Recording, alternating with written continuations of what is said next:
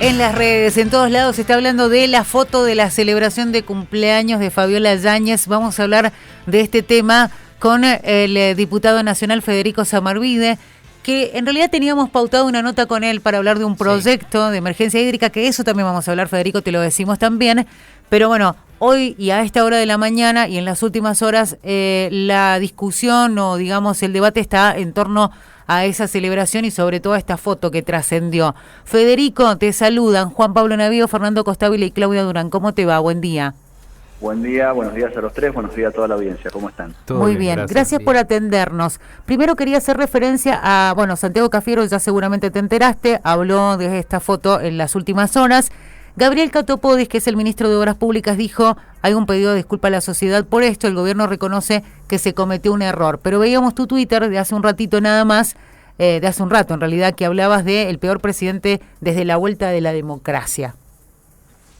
Sí, en realidad nuestra objeción es a todo el tratamiento de la pandemia, a todo el manejo de la pandemia desde hace un año y medio, ¿no? Argentina tuvo una paralización de sus actividades económicas, afectando la libertad de los argentinos de una forma absurda, que lo venimos diciendo, no lo decimos ahora, lo dijimos de un principio. Se nos puso en un dilema, en un falso dilema entre salud o economía, y nosotros contestamos salud y economía. Tenemos que hacer, y no dijimos que no a todas las restricciones, dijimos que no a las restricciones absurdas. Voy a poner ejemplos concretos. El año pasado, recuerdo acá en San Rafael, en el límite con San Luis, en la ruta 188, camiones parados con mercadería porque el gobernador de San Luis no lo dejaba transitar por una ruta nacional, cuando iban con destino a Buenos Aires. No es que iban adentro o iban con destino final en San Luis. Gente que lo único que hacía era pasar por una ruta nacional por el medio del campo, arriba de un camión. Entonces, y encapsuladísimos además también. ¿Cómo? Perdón. Encapsuladísimos además, ¿no? Encapsuladísimos. Entonces, cosas que realmente fueron absurdas en el tratamiento de la pandemia, que han generado un daño económico terrible a la Argentina y un daño sanitario también, porque paralizar la economía, tener récord en caída del PBI, récord en desempleo, no solucionó el problema sanitario, para nada. Entonces, hemos tenido peores resultados sanitarios que países que tuvieron otra apertura. Y realmente estas cosas, que son estas cosas simbólicas, como esta foto, por supuesto que hay mucha bronca, porque era el presidente que decía que nos encerraba para cuidarnos. Bueno, acá están los resultados de ese encierro para cuidarnos, ¿no?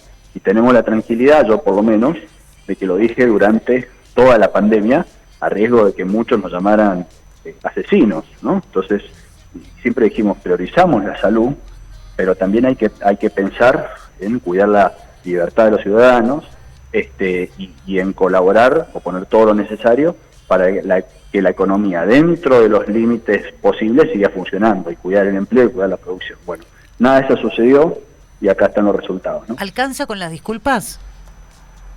No, lamentablemente no generamos empleo con las disculpas, no solucionamos el problema sanitario con las disculpas, no solucionamos el problema de los miles de argentinos que tuvieron que despedir, que no pudieron despedir. Fallecieron y no pudieron despedirlos, ¿no? Entonces, todas estas cosas, estas restricciones absurdas que sufrimos, bueno, estamos viendo los resultados ahora, ¿no? Así que espero que realmente el gobierno nacional cambie de rumbo. Estamos en una situación muy crítica, como pocas veces en la historia económica de la Argentina. Miren lo que implica hoy, en términos monedas duras, monedas estables como dólar, el salario mínimo, una jubilación mínima, hoy ronda los $120. Eso habla del empobrecimiento que hemos tenido como país, ¿verdad? Bien, desde diputados ya se han pronunciado al respecto, sobre todo obviamente desde el arco opositor, aunque han habido algunos cuestionamientos de parte del Frente de Todos también. Pero yendo puntualmente a lo que planean ustedes desde la oposición, ¿está avanzando por ahí la idea, la iniciativa de pedir el juicio político? Bueno, yo firmé un pedido de juicio político hace un poco más de un mes atrás, que lo presentó el diputado Álvaro de la Madrid, por todas estas cosas que les acabo de mencionar, anteriores, a esta foto. No he tenido reuniones esta mañana, con lo cual no he hablado con diputados del Interbloque, así que no tengo esa respuesta sobre si eso está avanzando. No sé que han habido otras presentaciones de otros legisladores. ¿Hace referencia a las visitas VIP? Sí, entre otras cosas. Sí, Ujú. Digo, me parece Sí. que gobernar también es cuidar los símbolos y predicar con el ejemplo, ¿no? Y lo vemos en Mendoza, con la propuesta de salud y economía que se llevó a cabo acá, con la prioridad que dio el gobierno de Mendoza, la apertura de clases, presenciales me refiero, ¿no? Sí, Federico, Sí. hablando de predicar con el ejemplo, es inevitable rememorar ciertas situaciones que se daban el año pasado, y es que también desde sectores de la oposición, cuando se reclamaban más aperturas, se convocaba marchas o se participaba de marchas, lo cual de alguna manera también da por tierra con esto de tenemos que de alguna manera aportar a la pandemia. ¿Qué puedes decir de eso? Bueno, eso, a ver, depende de cada dirigente. Digo, no todos tenemos la misma forma de actuar en todo. Yo, por ejemplo, participé en caravanas que eran en vehículos, ¿no? En San Rafael tenemos caravanas, siempre que me invitaban, iba como un ciudadano más, en vehículo, solo. Entonces, bueno, y con barbijo. Entonces, digo, no todos lo tomaron de la misma forma. Bueno, no me parece que esto sea responsabilidad de la oposición. Y no quiero, nunca fui parte de una oposición destructiva, pero sí que se plantó firme frente a los abusos del gobierno nacional. Dijimos de un principio y lo volvemos a decir ahora. Bien, durante la mañana también de este viernes, el otro que se pronunció al respecto fue Aníbal Fernández. Sí. Que en más de una oportunidad, bueno, ya sabemos, ¿no? Los Salió a antecedentes de Aníbal contestar Fernández. también, ¿no? Salió a contestar, desligó a Alberto Fernández del evento y culpó a su mujer, a la primera dama, y dijo, ¿qué tiene que hacer? ¿Cagarla a palo? ¿Qué te parece esto? Bueno, son esas bravuconadas absurdas propias de Aníbal Fernández. Digo, hay una responsabilidad del presidente y eso es sacar el eje de la discusión, lo que está intentando hacer Aníbal Fernández. Así que me parece absurdo, sencillamente. Bueno, Federico, te habíamos convocado en un primer momento pensando en el proyecto que has puesto sobre la mesa. Me parece que es sumamente importante y vamos a hablar ahora de este tema. Para declarar la emergencia hídrica nacional en Mendoza fue un proyecto que presentaste y que sin duda es importante. Hay una situación que es creciente en la provincia, el cambio climático. Bueno, de hecho hemos hablado incluso acá en la radio y lo hablan los medios nacionales, lo que está sucediendo como consecuencia del cambio climático, por ejemplo, con el río Paraná. ¿Cómo es la propuesta tuya de declarar el estado de emergencia nacional en relación a la crisis hídrica? Bueno, estoy en este momento en la Cámara de Comercio de San Rafael, reunido con representantes regantes, productores, el Departamento General de Irrigación, proponiendo ideas en una mesa a ver cómo hacemos frente a la temporada, para poner en contexto la situación. Nosotros en el 2019-2020 tuvimos la temporada más seca del río Atuel de los 115 años de historia registrada. Los últimos 115 años de historia registrada, la temporada más seca fue 2019-2020 y la tendencia es que esta temporada sea muy similar a esa. Entonces, además de las peores 10 temporadas de esos 115 años, 6 sucedieron los últimos 10. Se habla de un problema de concentración de la sequía muy grave, las consecuencias del cambio climático son innegables en Mendoza. Venimos trabajando en este tema hace mucho. Los mendocinos tenemos que desarrollar otra cultura de cuidado del agua, otra cultura referente al agua, y exigimos puntualmente en este tema de la emergencia hídrica nacional el mismo tratamiento que han tenido las provincias ribereñas del Paraná.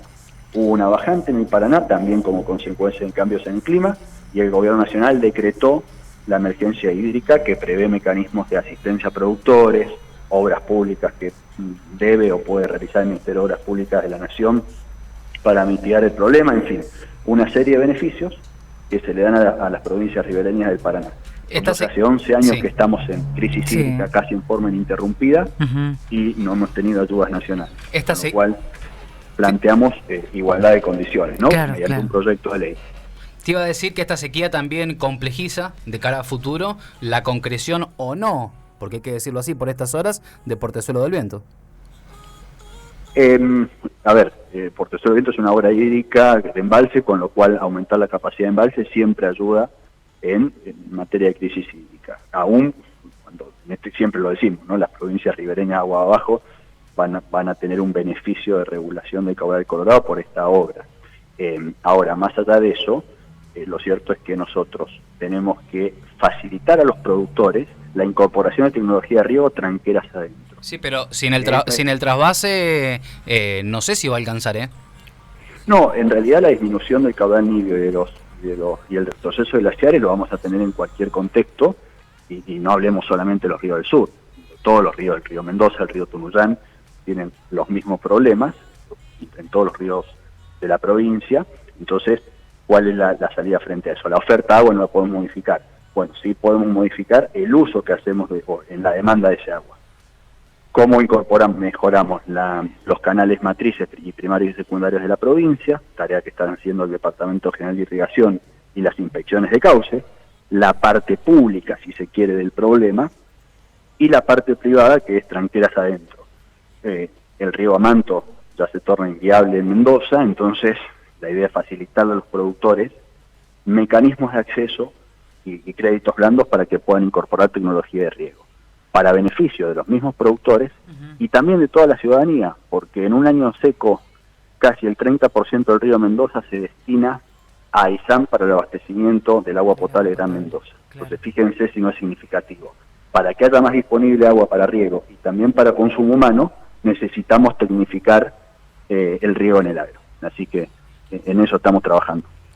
Bueno, Federico, muchísimas gracias por estos minutos con nosotros. Es importante, sin duda, el proyecto, y además hay una realidad, y lo hacías referencia a vos, hay una situación crítica de 11 años en la provincia de Mendoza, situación que nos lleva año a año a entender que tenemos que cuidar más el agua, y bueno, es muy interesante poder avanzar con este proyecto. Te mandamos un abrazo grande.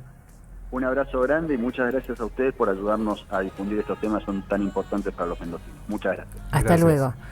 Ahí escuchábamos a Federico Samarvide, diputado nacional del radicalismo, hablando de todo, de la foto y de su proyecto. Exactamente, no sé con qué nos quedamos. Por ahí yendo, no, lo de la foto, bueno, es lamentable, ya lo hemos dicho.